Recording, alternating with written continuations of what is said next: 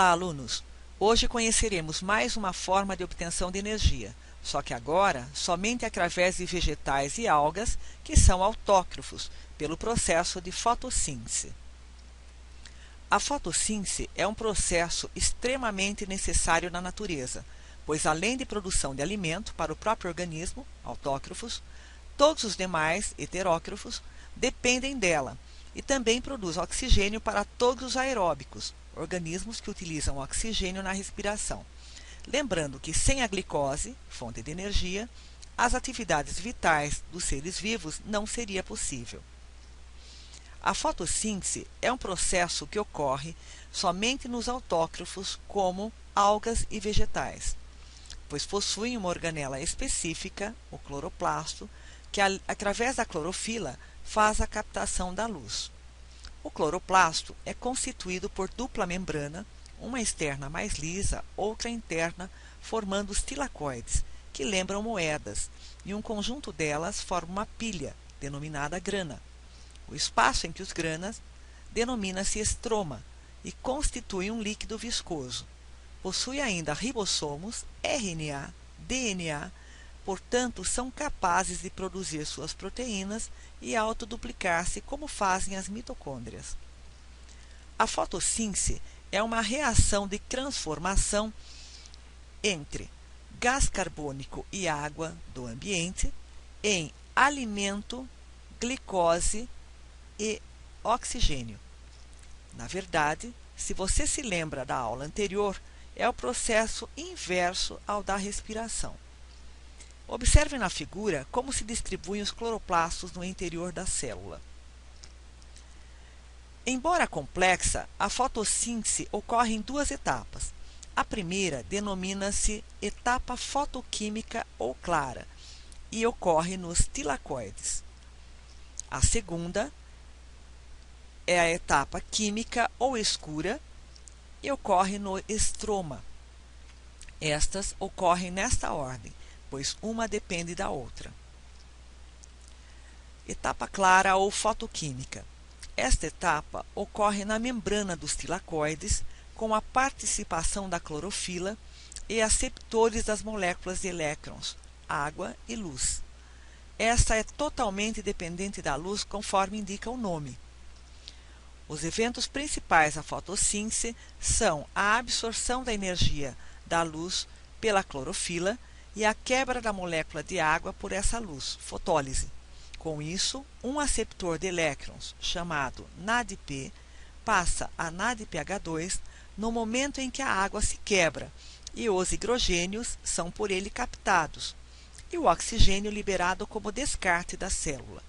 Com a energia liberada para a união do ADP mais P, que chamamos de fotofosforilação, há a formação de ATP, a moeda forte. Todos esses elementos serão utilizados na fase escura na produção do alimento. Fase escura ou química. A fase escura da fotossíntese no estroma, espaço entre os granas, indica que ela ocorre mesmo na ausência de luz. Ela só precisa de ATP, molécula cheia de energia, e NADH2 da etapa anterior. O CO2 é absorvido e reduzido pelos hidrogênios e açúcar, glicose, mais energia do ATP, que depois volta como ADP para novo ciclo. Esse mecanismo ocorre num ciclo denominado ciclo de Calvin ou ciclo das pentoses. Revendo o processo da fotossíntese. A fotossíntese ocorre em duas grandes etapas, que envolvem várias reações químicas. A primeira fase é a clara, também chamada de fotoquímica, e a segunda é a fase escura, também conhecida como fase química. Em linhas gerais, os eventos principais da fotossíntese são a absorção de energia da luz pela clorofila, a redução de um aceptor de elétrons chamado NADP, que passa a NADPH2, a formação de ATP e a síntese de glicose. Vamos agora aos exercícios, revendo a nossa matéria. Enem 2009. A fotossíntese é importante para a vida na Terra. Nos cloroplastos dos organismos fotossintetizantes, a energia solar é convertida em energia química que, juntamente com água e gás carbônico, CO2, é utilizada para a síntese de compostos orgânicos, carboidratos. A fotossíntese é o único processo de importância biológica capaz de realizar essa conversão. Todos os organismos, incluindo os produtores, aproveitam a energia armazenada nos carboidratos para impulsionar os processos celulares, liberando CO2 para a atmosfera e água para a célula por meio da respiração celular. Além disso, grande fração dos recursos energéticos do planeta, produzidos tanto no presente, biomassa, como em tempos remotos, combustível fóssil, é resultante da atividade fotossintética. As informações sobre obtenção e transformação dos recursos naturais por meio dos processos vitais de fotossíntese e respiração, descritas no texto, permitem concluir que: letra A.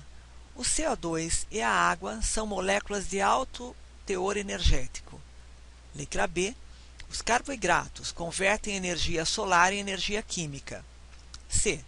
A vida na Terra depende, em última análise, da energia proveniente do Sol. Letra D. O processo respiratório é responsável pela retirada de carbono da atmosfera. E letra E. A produção de biomassa e de combustível fóssil, por si, é responsável pelo aumento do CO2 atmosférico. Resposta correta. Letra C. A vida na Terra depende, em última análise, da energia proveniente do Sol. Vamos ao exercício número 2. Em relação à fotossíntese, vejamos o que você entendeu assinalando verdadeiro ou falso. Na etapa fotossintética, ocorre a produção de ATP, NADPH2, fotólise de água e produção de oxigênio livre. A formação de ATP e NADPH2 durante a etapa fotoquímica da fotossíntese ocorre, respectivamente, por redução e fotofosforilação. A fotossíntese é o processo autotrófico realizado pelos seres clorofilados, principalmente plantas e cianobactérias. A fotofosforilação nada mais é que a adição de um radical fosfato no ADP. Autótrofos e heterótrofos realizam igualmente a fotossíntese. Primeira assertiva, verdadeira. Falsa, verdadeira. Verdadeira, falsa.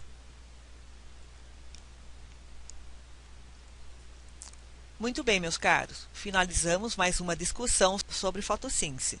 Espero que tenham compreendido um pouco mais. Voltaremos em breve com outros temas. Até lá!